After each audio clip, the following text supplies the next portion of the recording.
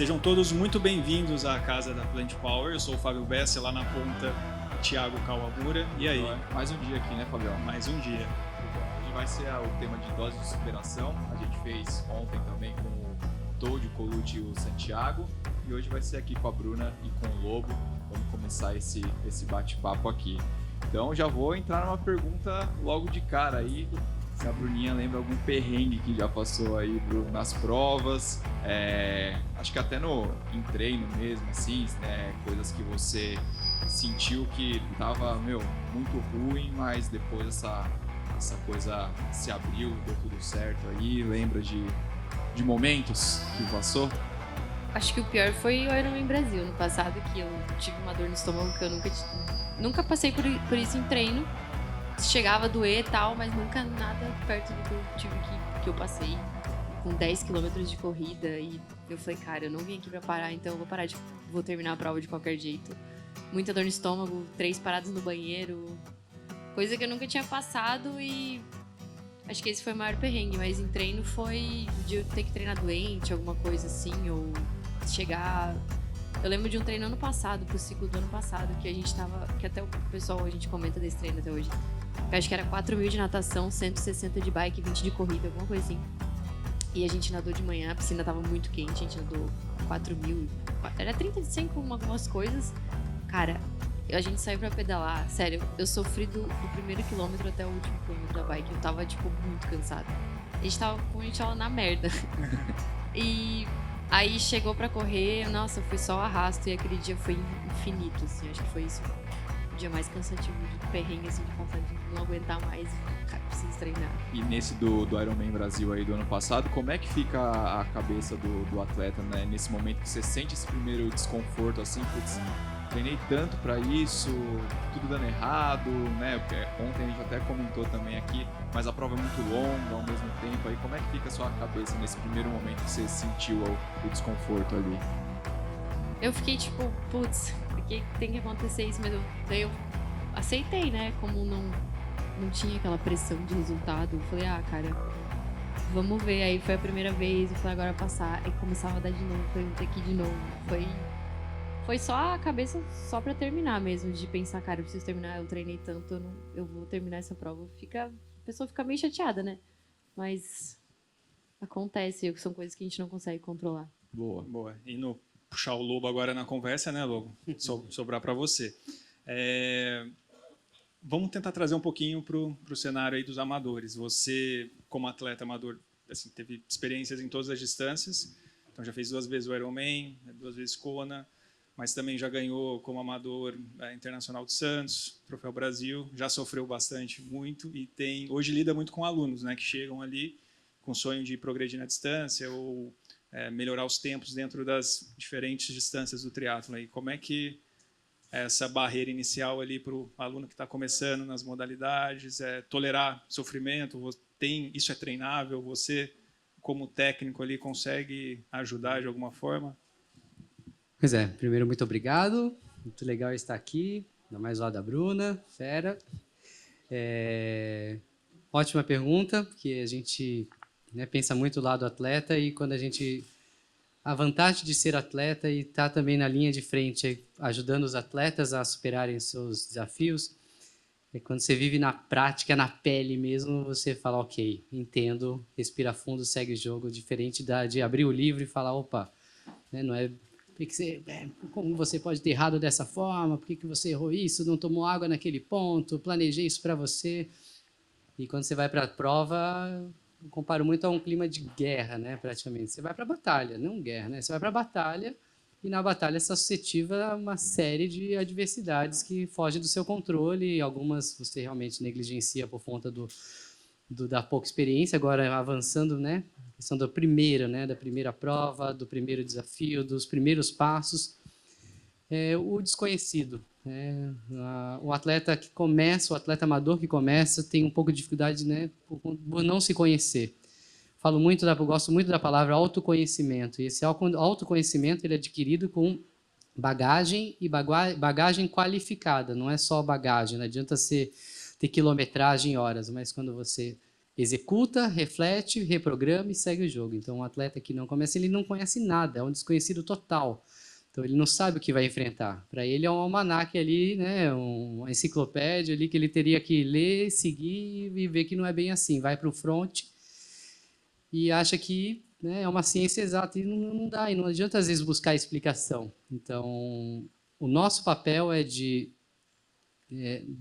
mentorar, nosso papel é de ser um guia, ser um suporte, não só nos bastidores, planejando o treino, mas também reprogramando, ajustando, tendo a sensibilidade de mostrar que, né, o caminho foi trilhado e não vai ser perfeito, esquece, nunca vai existir um ambiente favorável, e tranquilizar, né? Tranquilizar para que siga em frente e persista, porque é muito comum ver a primeira frustração e o abandono, né? Porque a gente tem rede social, a gente acha que só eu errei, o mundo é perfeito, todo mundo bateu RP, todo mundo conseguiu índice para X, Y, Z mundiais e eu não.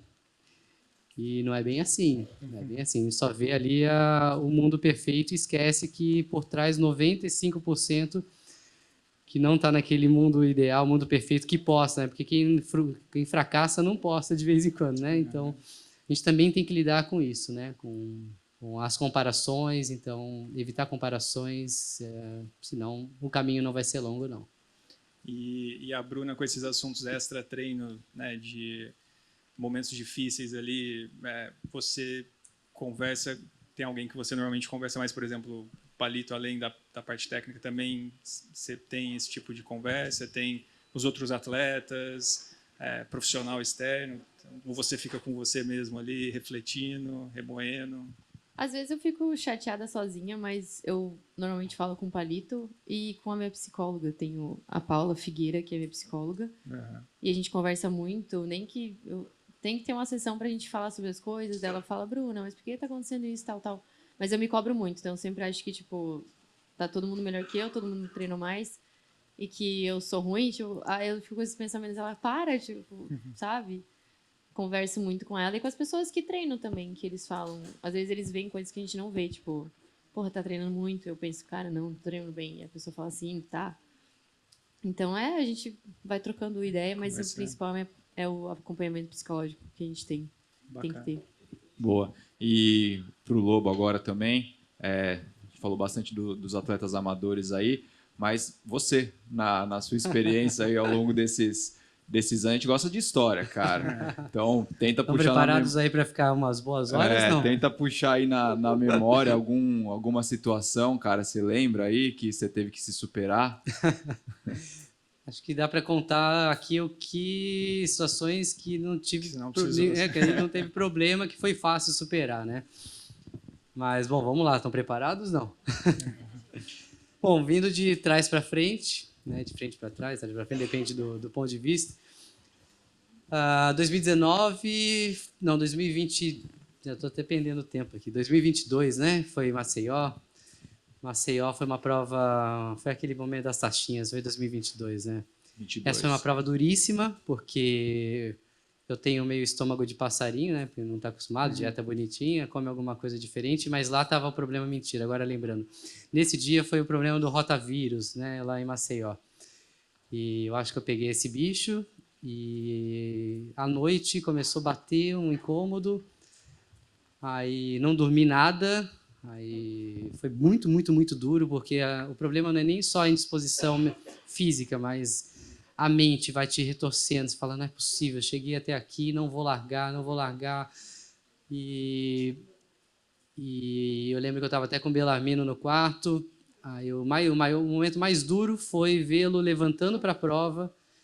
Eu falei, puta, não vou, não tem como, não dormi nada, estou passando mal, não cheguei a ter nenhum outro, né, só indisposição, parou o estômago naquela ocasião, e fazendo toda a preparação para a prova, arrumando tudo, e eu sempre fazia com ele esse momento, essa rotina, e não estar com ele nessa rotina, ir para a largada junto. Aí ele foi para o café, eu falei, quer saber, eu vou levantar e vou. Bom, porque eu já passei por isso, aí depois eu vou contar um pouco rapidamente outros casos parecidos. Já passei por isso, essa é a vantagem do autoconhecimento, essa é a vantagem de não pular etapas, de você ter experiência prévia, que ela te favorece a tomar decisões que sejam decisões coerentes e não decisões irracionais e que coloquem em risco a saúde, claro. Levantei, fiz o meu ritual, vou tentar. Se não der, eu sei, diminuo, alivio, não preciso provar nada para ninguém, estou aqui para ensinar e não... hoje eu estou num processo de mais fazer para poder ensinar, incentivar, influenciar do que simplesmente para o meu resultado em si. E foi muito legal, foi uma experiência que eu tive que jogar 30% a menos, 25% a 30% a menos de intensidade, levar a prova até o fim, fazendo uma leitura. E foi muito, muito, muito gostoso ter cruzado aquela linha de chegada, sabendo que, todo esse processo de tomar decisão, isso sempre tento trazer para a minha vida, para todos os outros projetos. Então, enquanto o esporte ele não se conectar a todas as outras áreas da sua vida, enquanto ele não te ensinar, enquanto ele não profundamente te ensinar para você seguir em frente em tudo que cerca a sua vida, não faz sentido. Então, depois daquilo, eu sempre tentei trazer, depois desse momento, tive um bom momento de reflexão para tentar fortalecer os outros campos. Então, numa dificuldade, numa situação familiar adversa, numa situação profissional adversa, que você tem que respirar fundo, tomar decisão, saber que não vai ser legal, não vai ser fácil passar por aquele processo, mas que vai valer a pena chegar no final. Então, foi isso. E situações parecidas em Floripa, também em 2019. 2019 foi um ano terrível. 2019 em Floripa, no 73 também, parece que quem almoçou num restaurante lá foram 30, 40 atletas que tiveram uma intoxicação. Eu fui um deles e larguei também porque eu queria a vaga para Nice, eu acho que era Nice, não lembro.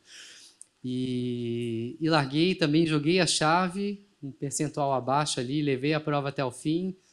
Muito parecido, a mesma situação, por isso que Maceió foi mais fácil levantar e tomar decisão porque eu já tinha passado. E Rio de Janeiro, na Maratona do Rio também, 2019, sei lá, que foi o ano que deu uma bagunçada.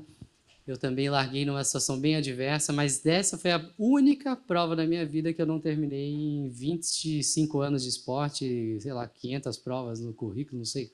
Foi a única prova da minha vida que eu tive que parar no 20º, onde estava o hotel na Barra na época. Então, esse foi um momento também bem difícil, tomei a decisão, mas não consegui ir até o final. E, tem muita história, né? Muita história. Aqui você... Tem Ironman em 2016, aqui também, que estava um clima muito adverso. E eu também tive parar no banheiro 3 vezes na corrida.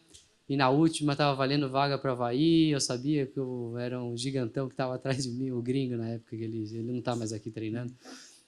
E eu sabia que eu estava defendendo a vaga, não podia parar, tive que ir até o final e levar aquela indisposição até a linha de chegada. Tem muita história, meu Deus do céu. Desde o primeiro long distance em Pirassununga, meu Deus do céu. Imagina, 2004, a gente não sabia o que era treino de longa duração. 2004, você não tinha informação, você não tinha pessoas, sabia. Eu até estava terminando a faculdade, não tinha nenhum conhecimento de treinamento de endurance. E a gente foi para a prova com longo de 50, 60K na época, Eu parava lá na Estrada Velha, para quem conhece. Não tinha ninguém na sua volta treinando para endurance. Você conhecia, você contava nos dedos as pessoas que já tinham passado por provas de long distance ou Ironman completo, E, meu Deus, sofri, hein? Sofri muito. Nossa senhora, eu não passava aqueles 90 quilômetros com a bike ainda com um trocador aqui, bike de alumínio pesada, não tinha nada, fiz prova de sunga, na época sunga com um topzinho que você mandava fazer nas feirinhas ali de atletismo, de corrida, que eram as barraquinhas de atletismo, fiz com top de atletismo na época, Nem precisava fazer de top, mas eu queria fazer porque todo mundo fazia prova de top. E aquela sunguinha tinha 2 dedos ainda. Eu devia ter guardado aquele meu primeiro uniforme. Relíquia. Mas aí fazia de sunga, só que pedalar 90 quilômetros nunca tinha pedalado. Aí, para quem tem o canal da uretra posterior ali, que é de verdade. Eu falei, meu Deus do céu, tá doendo esse negócio aqui. Aí deixei a bike, não sei como deixei a bike, mas deixei meio torto, saí para correr, falei, preciso fazer xixi. Aí parei no banheiro da transição e como o canal tá machucado, não saía. E saiu parecer uma pedra. Eu falei, meu Deus no céu, não consigo fazer xixi para sair para correr. Aí saí para correr. Para quem já fez Pirassununga, meu Deus do céu, que prova dura. Foi uma das poucas provas, tinha pouco tempo de experiência, mas não andei. Aí fui até o fim, mas não andei. Aí peguei um trauma de long distance, aí voltei em 2013 para lá, 9 anos depois desse trauma que eu tive. Nunca tinha feito, nesse período, não fiz nenhuma prova de long distance, voltei em 2013, 9 anos depois. Você vê que se tivesse rede social, talvez tivesse voltado antes, mas não tinha, né? Nem tinha tanta prova assim para fazer, tanto link de inscrição que você poderia dar o clique e se inscrever em qualquer prova do mundo, né?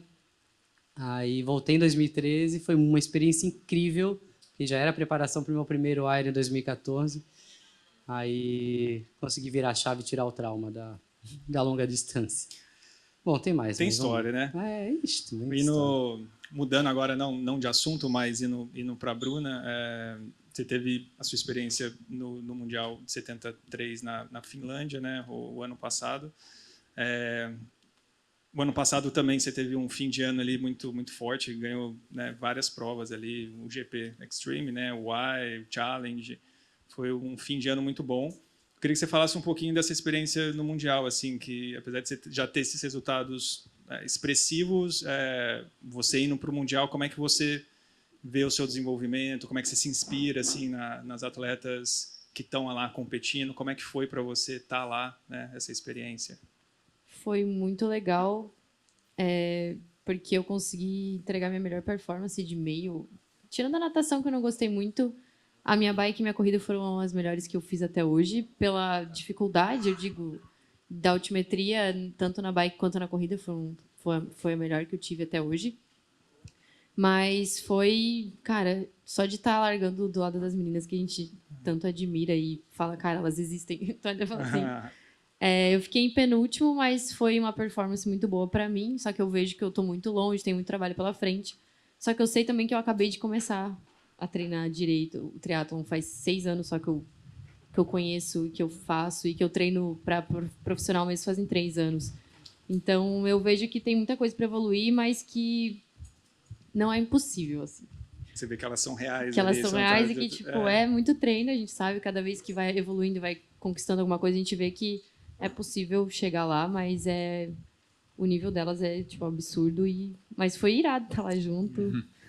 Só de tu estar alinhado do lado delas, assim, sabe, já dá uma força, mas foi muito, muito bom. E como que foi a sua estratégia para ir para lá? Porque acho que pelo que a gente lembra, que a gente também deu uma revisada, você foi, acho que você parou em Portugal antes, depois França, isso tudo fez parte da estratégia para minimizar ali os efeitos, porque viagem, isso desgasta um pouco, né? Não só o Mundial, mas aqui no Brasil também, né? Como é que você se planejou ali para ir para lá? Eu tinha planejado, a gente tinha feito só para ir para a Áustria, ficar agosto e ir direto para a Finlândia. Mas como o meu namorado ele ia para Portugal e a gente ia ficar muito tempo longe, aí eu falei com o meu técnico, ele estava me convidando para ir para Rio Maior para a gente treinar junto lá. Aí ele falou, cara, irado, melhor que ficar no Brasil. Aí ele falou, cara, eu vou pra Fon Romeu. Aí eu falei, tá bom. Daí eu falei com o Palito, posso ir pra lá? Ele pode, é altitude, só vai ter que cuidar. Só que foi muito bom ir pra altitude e depois ir pra Áustria, porque eu cheguei na Áustria muito bem, sabe? Então não tava planejado ficar 2 meses fora, mas acabou dando super certo, porque eu cheguei muito bem pra treinar na Áustria e eu acho que só agregou, assim, sabe? Eu fui pra Portugal com dengue, que eu tinha pegado. Dengue. Nossa. Eu fiz o Iron Cruz lá no Espírito Santo com dengue, eu não sabia que eu tava com dengue. Aí eu fui me recuperando da dengue e daí eu consegui chegar bem no Mundial, mas foi complicado voltar a treinar depois da dengue, assim. Nossa, sofreu. Mas foi muito bom. Falando de Mundial, você teve 2 vezes em Kona, né? Como é que foi a experiência lá? Quais as dificuldades de Kona, né? Que todo mundo, cara, é a prova mais difícil, né? É mesmo? Pois Começa quando você abre, sai do avião. Primeiro foi muito curioso, que quando eu fiz 2014, né? Então, só relembrando, 2000 até a trajetória... 2013 fiz o único Pirassununga, né, como preparação já para 2014 que eu estava inscrito para aqui para Floripa. Foi muito curioso ter feito o primeiro Ironman em Floripa aqui 2014. Parecia que eu nunca tinha feito triatlo na minha vida. Sempre quando você vai para algo novo, dá um branco, né? Meu Deus do céu. E, nossa, foi muito difícil. Mas foi uma experiência incrível, por isso que eu assino embaixo. E aquela, né, toda a ladainha que a gente fala de valer a pena, escale, evolua gradualmente. Foi tão gostoso, porque a diferença é você ter um perrengue, sofrer, mas sofrer com base, com sustentação, de forma plena, com consciência, e sofrer quando você não está preparado e é desconhecido. Né? Não é um sofrimento rico. Né? O sofrimento rico é aquele sofrimento que você consegue assimilar, entender, e algo que foge do seu controle, e ok, você respira fundo, reprograma e segue o jogo. Então, foi curioso, porque, até abrindo aqui, não sei se acho que eu não cheguei a falar no podcast, né? Mas eu consegui a vaga, né, em 2014. Eu falei, meu Deus, não sei, né? Imagina, primeiro Iron, consegui a vaga na época, né, sempre foi muito difícil, mas na época eu nunca imaginava Havaí. Hoje você já vai para a prova querendo ir para Havaí. Falei, meu Deus, Havaí, o que é o Havaí? O que é Kona? Não fazia ideia. Aí, tanto é que foi muito curioso. O Galvão, ele sempre no briefing, ele reforça que se você pegar a vaga, você aceitar a vaga, paga e não foge. Por que aconteceu? Eu não sabia, né? Peguei o papelzinho lá, falei, legal, peguei a vaga e eu decido se eu vou ou não. Eu não sabia que tinha que decidir na hora se ia ou não. Aí fui pro hotel com o papel na mão. Decidir na hora é pagar na hora, né? Fui pro hotel com o papel na mão, aí eu tô lá arrumando as coisas e tal. Já era, não ia pra prova. Então eu falei, não vou fazer esse negócio, não. Achava que podia até pagar depois, mas já tava claro que eu não ia. E também era muito caro, né, pra caramba.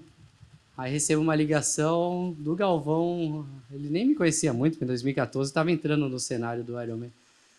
Lobo, você não pagou a vaga. Eu falei, mas precisa pagar agora? Cara, eu preciso saber agora se você vai ou não. Falei, posso te responder em 1 minuto? Aí liguei para minha namorada na época, né, que é a minha esposa agora. Vamos para Havaí ou não? Ela vai logo, resolve esse negócio. Eu já tinha falado com ela, né? A gente tava na dúvida, eu não sei se vai. Bom, mas foi. Agora falando do Havaí especificamente, que prova dura, hein, cara? Meu Deus do céu. Primeiro, é uma experiência fantástica, porque estar lá, tá certo como amador, né? A Bruna como profissional almejando isso é outro nível, por mais que você vá como, né, para o Havaí, é uma prova dura, mas você vai para curtir, você vai para passear também. Então foi uma experiência fantástica, foi a viagem mais incrível da minha vida, a primeira ida para o Ironman do Havaí, porque eu falei, meu Deus, o que eu estou fazendo aqui? Parece um sonho, você anda, você fala, não é possível que eu estou aqui. Não é possível. Parece que você está sonhando o tempo todo, e é um sonho que você não acordou, assim. E está entre os melhores, um lugar maravilhoso, um lugar mágico, incrível. E na época não tinha tanto acesso, tantas provas para você fazer. E aqui era muito difícil, porque dava sold out, a categoria absurda. Agora, fazer a prova em si lá é muito dura, porque você tem uma natação pesadíssima, que você vai levando pancada de todo lado, porque todo mundo nada do seu lado. Aqui eu sempre nadei na ponta ali, né? Lá, você olha para o lado, você está levando pancada lá na boia, lá do 1.900, levando pancada na cabeça. Já tem que superar essa adversidade na natação, que é difícil, de posicionamento, intensidade, todo mundo nadando muito forte, perdendo o grupo, porque você é um peba no meio de todo mundo ali, que também está... imagina, se eu era entre os top 10 amadores, entre os amadores aqui, ou top 3 de categoria, lá eu fui o 48º da categoria, nem lembro exatamente, fiquei na posição 400 e tanto no geral. Falei, caramba, eu sou mais um aqui. Agora, para mim, o ciclismo é algo que... Pensa em algo difícil. Uma das coisas mais difíceis que eu já fiz na minha vida foi pedalar lá em Kona, porque eu peso 57 quilos e por mais que eu fico imaginando as mulheres, né? As mulheres sofrem muito por isso, que embaixo de 60 quilos, porque não tem jeito, você baixa de 60 quilos, a potência relativa não vale para nada, né? A potência absoluta que conta e, claro, as rajadas de vento laterais. Então, chegou um momento que eu estava pedalando de lado, porque de verdade mesmo. Você pedala de lado porque vem uma sequência seguida de rajada lateral e é igual vela quando você está velejando velejando no mar e eu sofri muito. Eu falei, o que eu estou fazendo aqui? Eu não quero mais nunca isso na minha vida. Tive que trabalhar muito a minha mente. Você imagina, 5 horas e tanto na época, eu fiz 5h30, nem lembro quanto.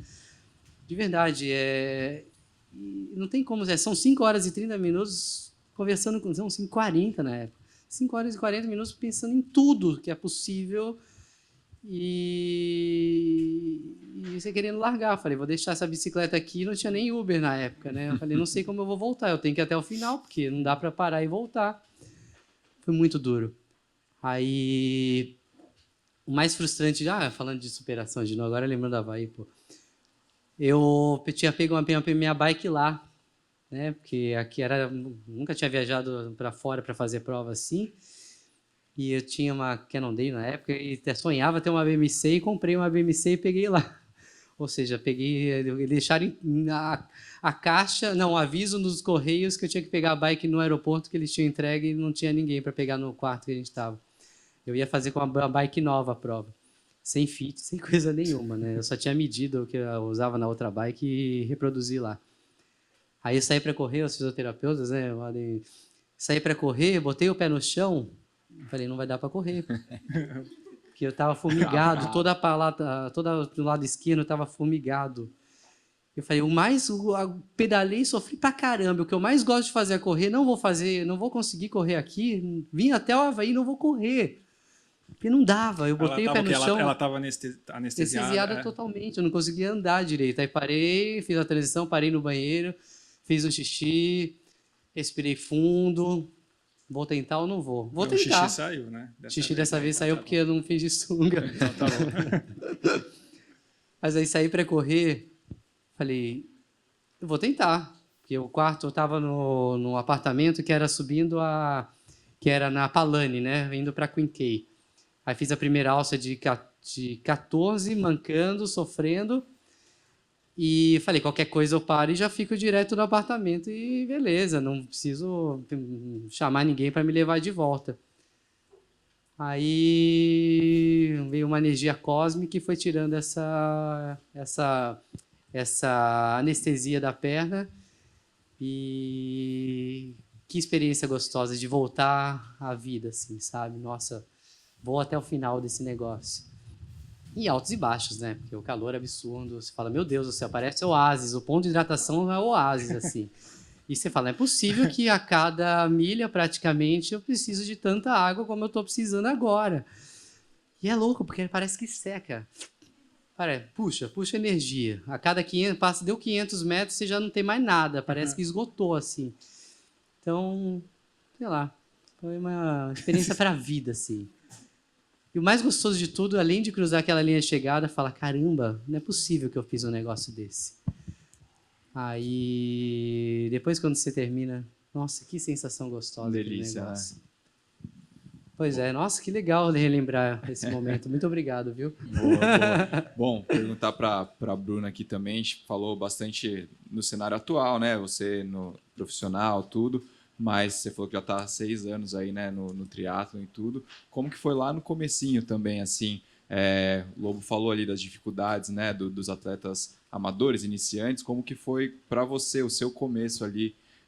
Tinha também alguma dificuldade que você se lembra? Conta um pouquinho para a gente. Eu não lembro de ter dificuldade, porque eu sempre achava tudo irado. Tipo, me ferrei no treino irado. Então, tipo, foi muito difícil. Era tudo Gostava novidade. de sofrer, acho que gostava de sofrer sempre, assim, mas comecei a ter dificuldade mesmo quando eu comecei o profissional, mesmo que no amador era... Porque eu fiquei muito pouco tempo no amador, não consegui ter, gostar do triatlon no amador, já fui direto pro profissional, que eu queria aquilo, com 1 ano de triatlon, eu falei, é isso que eu quero. Mas, cara, eu não lembro de ter dificuldade, porque... Acho que a maior dificuldade só de conciliar treino mesmo com faculdade, essas coisas. Você começou junto com a faculdade aí a treinar. Então essa rotina era o mais difícil. É Acho que daí pra eu trabalhava, galera amadora eu fazia também, estágio né? numa academia, e daí na real que eu treinava, daí eu fazia faculdade, treinava e ia pro estágio. Daí eu comecei a ver que não era aquilo que eu queria. Eu falei, cara, eu vou Só sair do treinar. estágio, daí eu saí, só que dificuldade no treino não tinha mesmo, assim, Boa, boa. bem raro. Show.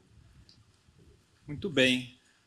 Bom, a gente também ir liberando aí os dois, né? Tá esfriando, deixar a Bruna descansar um pouquinho, mas aproveitar igual a gente fez ontem, né? Abrir, se alguém tiver aproveitar o momento, que quiser fazer uma pergunta para a Bruna, para o Lobo. E aí, acabou os compromissos aí com... Não? Ainda não? Que Nunca momento que você acaba. vai ficar recluso ali? No sábado você Espero não tem... que depois da entrevista com a CPH, Você ainda tem... 4h30. Depois eu vou sumir. Depois tem que sumir, Só né? apareço domingo. Vai deixar a bike e é isso. Deixar a bike. E aí, alguém... Uma pergunta? Tem uma lá no fundo. Legal. Ixi. Boa tarde, eu sou o Fábio aqui de Florianópolis. Eu tenho um filho de 15 anos que está apaixonado por esse esporte.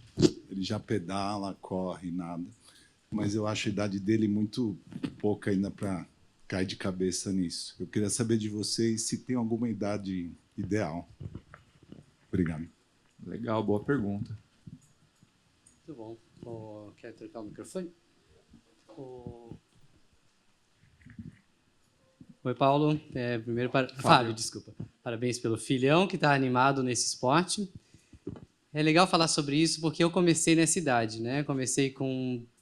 Para quem não sabe minha história, né? Só assistir o podcast do Estema vai saber também. Comecei com 12 para 13 anos, porque eu era sedentário, um garoto sedentário, sem muita perspectiva de vida, assim, de sucesso. Tímido, com sobrepeso, com apelidos na escola. E eu precisei entrar no esporte, né? Fui meio empurrado, assim, faz alguma coisa porque a médica mandou fazer alguma coisa para baixar esse sobrepeso, né? E a virada mesmo foi, né, 13 anos mais ou menos, comecei na natação de piscina, imagina, 1,50 m, 1,68 m, estava até acima do peso na época, nem lembro quanto eu pesava antes. Não tinha muita perspectiva de natação em piscina, assim, né, com essa altura toda, essa envergadura, né, então não iria avançar muito no esporte.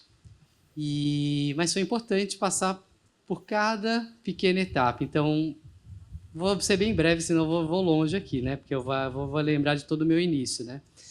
Mas primeiros passos de corrida com 15 para 16 anos, tanto é que a minha primeira prova de corrida de 6 quilômetros tinha 16 anos de idade. Na época, vou dizer que é bem difícil para ele, porque na minha época, quando, né, nesse tempo, os jovens eram mais ativos e a gente tinha mais jovens nas provas. Então, tinha a categoria 16 a 19 anos em praticamente todas as provas de corrida, todas as provas de natação, de travessia, e hoje é mais difícil ter acesso para os jovens. Então, ele vai enfrentar essa barreira de os amigos dele não fazerem isso.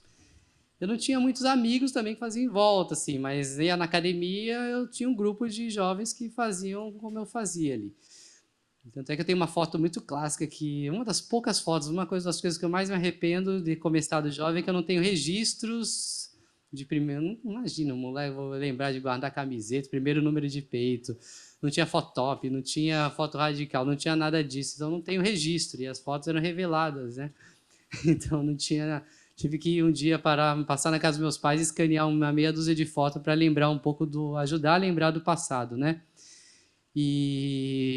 Então, se eu tiver que dar um conselho de onde começar, como começar, simplifica. Começa um pouco com cada esporte, porque o triatlo ele é muito... É um bicho que você vai ter que gerenciar, que ainda mais para o jovem tem a dificuldade, a barreira de pedalar de forma segura, os pais ficam com frio na barriga. A corrida também... Se não souber dosar, vai machucar, e machucar precocemente um jovem é tirá-lo do esporte para a vida toda, apesar de ter coisa que machuca mais do que a corrida. Futebol, vai jogar uma partida de futebol, vai correr mais risco do que corrida. Aí vai o médico falar que corrida machuca. Calma, se ela for mal administrada, ela vai machucar, claro, mas ela é bem administrada, vai machucar muito menos do que uma partida de futebol, né? De levar um chute no tornozelo e aquele chute vai lembrar isso sobre a vida toda. E natação, se puder focar em natação, porque é o momento, na natação é onde o triatleta sofre mais. Então, começa com natação, águas abertas, começa a introduzir a corrida, deixa o ciclismo um pouquinho para o final dessa etapa, porque envolve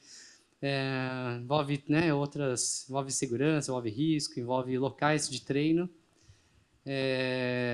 Compra um rolo, deixa um rolo, ou uma bike estacionária, bike de spinning, usa a bike como forma de condicionamento, de forma simplificar, com menos tempo, menos sobrecarga, até por conta de uma demanda energética que ele precisa para o desenvolvimento dele, mas dosa, vai aos poucos e vale a pena se quiser ir para o triatlo. E também se perceber que no triatlo não é isso que imaginava, não deixa abandonar, não. Faz um downgrade para alguma dessas modalidades, que essas modalidades são extremamente importantes para a vida dele toda. E eu comecei meu primeiro... e participar de provas que mesclam duas modalidades, como o aquathlon. Antigamente, na época, chamava biathlon.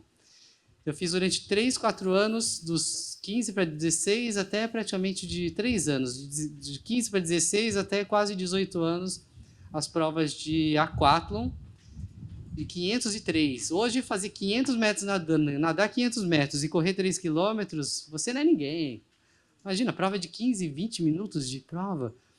Hoje o mercado ele não comporta muito isso porque está meio chato o negócio, né? Ou você faz longa distância ou você não é ninguém. Você tem até vergonha de falar, nossa, eu nadei 500, não, só nadei 500 e corri 3, só 503, o só antes, só para justificar.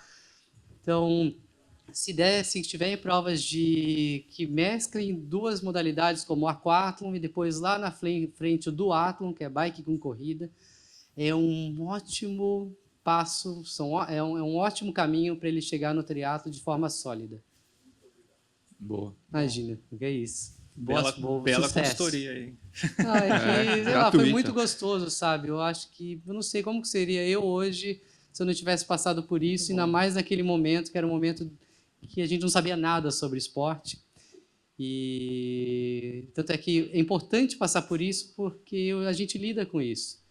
E eu tento tirar a palavra só, ontem lá no treino, um dos últimos treinos, um atleta chegou com uma mountain bike, bem simples, e botou a bicicleta no cantinho ali da tenda com vergonha e chegou para mim, como que é? Minha bike não é top das galáxias. E eu falei, mas eu não te perguntei nada. A pessoa já quer se defender do julgamento dos outros sobre o esporte não é isso. O esporte é natação, corrida, bike, ciclismo e corrida.